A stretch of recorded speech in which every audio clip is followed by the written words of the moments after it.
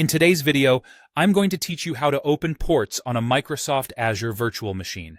If you're looking to manage traffic access to your Azure VM, understanding how to configure these settings is essential. So, let's get started by guiding you through the entire process, one step at a time. The first thing you need to do is navigate to the Azure portal. You'll want to make sure you're signed in with your relevant Azure account, as this is where all your resources and settings are managed. Once you're logged in, head over to your virtual machine, which is listed under your resources. If you're unsure where to find it, you can use the search bar at the top of the Azure portal to locate your VM quickly. With your VM dashboard open, you'll see a menu on the left side of the screen. Look for the option titled Networking.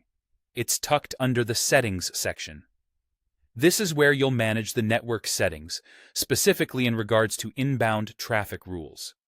Now, once you're on the networking page, focus on the Inbound Port Rules section. This part of the page is managed by what's known as the Network Security Group, or NSG. This is essentially a set of configurations that dictate what traffic is allowed into your virtual machine. To add a new rule to allow traffic through a specific port, click on the plus Add Inbound Port Rule button. Depending on your version of the Azure portal, it might simply say Add. Either way, you're in the right place once you've clicked it. Here begins the configuration part. You'll need to fill in several details. Begin with the source. You can set this to any if you want to allow traffic from all IP addresses or specify a particular range of addresses for more controlled access. Next, enter the source port ranges.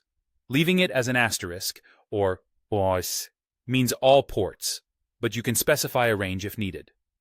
For the destination, similar to the source, you can choose any or specify a particular virtual machine or subnet. Now, consider the destination port ranges.